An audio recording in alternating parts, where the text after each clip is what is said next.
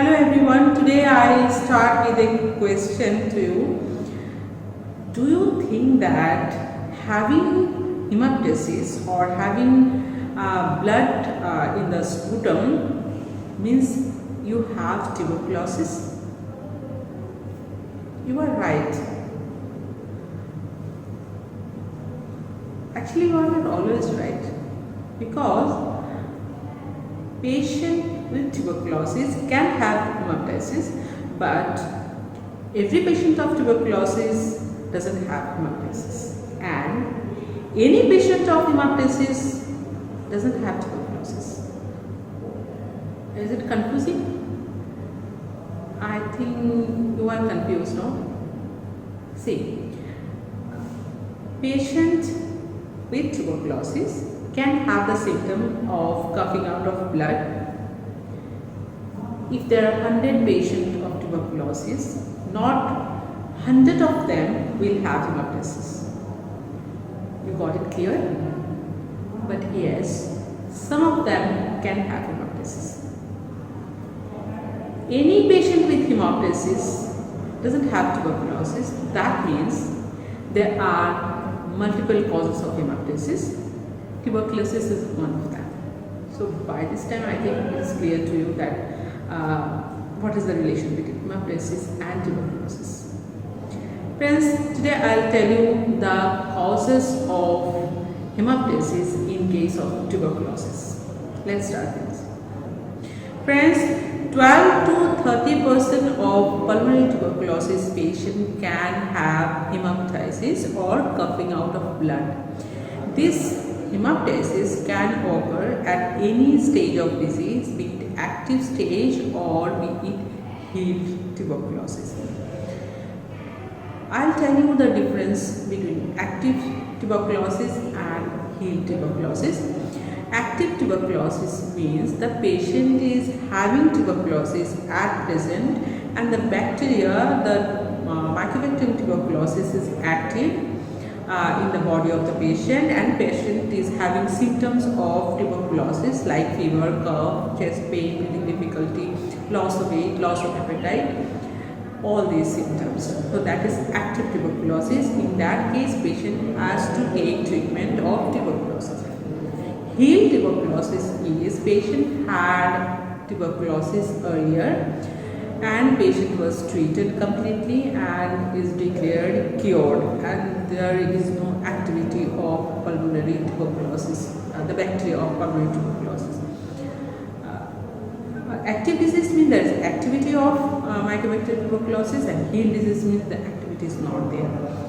So there are differences. Now this hemoptysis can occur in active disease and also in healed disease. We have to know the difference between two, because it will decide the treatment strategy of the patient. If the patient is having active disease and hemoptysis, then we have to treat the hemoptysis and the disease also, the tuberculosis also. But in healed tuberculosis, we have to treat only the symptom of hemoptysis. We need not give the patient the anti-tubercular treatment. So there is difference. So we have to know the difference, otherwise the treatment strategy will be incorrect. Now, the causes of hemoptysis in active disease.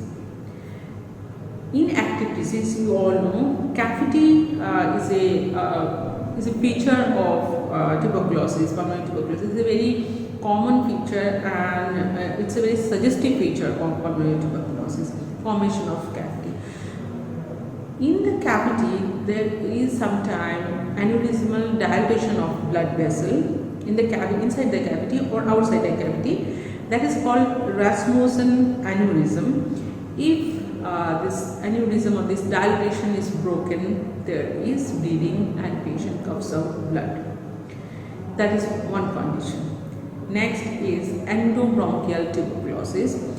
In my earlier videos, I have already discussed about endobronchial tuberculosis. You can go through that video. Anyway, in endobronchial tuberculosis, if there is ulceration of the bronchus, from the ulceration there can be bleeding and patient coughs out blood. The third one is exudate ablation. In exudative lesion, there is necrosis of small blood vessels like pulmonary artery or pulmonary veins, the branches of the main artery, small branches.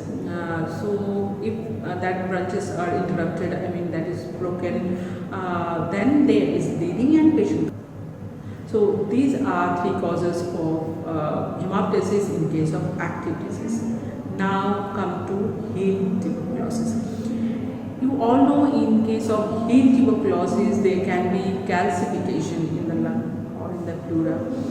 It's a feature of healed tuberculosis. This calcified lesion can erode the blood vessels, small blood vessels, and there can be bleeding.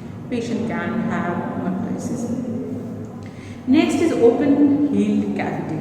See, in active disease there are also cavity. In healed disease also there can be cavity. Sometimes those cavities which are already treated, they remain as open healed cavities. There are no bacterial activities, but there can be blood vessels inside that cavity. Those are very fragile, and they are broken with minimal provocation, and there can be bleeding. And in that open healed cavity there can be fungal ball, and as you all know, fungal ball inside the cavity is a very notorious thing, and they erode the blood vessels, and there is bleeding. Patient present with hemoptysis. And the last one is fibrotic parenchymal lesion. After healing of tuberculosis, parenchymal tuberculosis, there are chances of fibrosis, and it's a actually very suggestive lesion that after treatment of tuberculosis there is fibrosis in the parenchyma. This fibrosis can cause necrosis of the blood vessels, and there can be bleeding, and patient can have hemoptysis. So these are few causes of hemoptysis in case of tuberculosis. But remember, all patients of tuberculosis do not have hemoptysis. Thank you for watching this video, and stay healthy.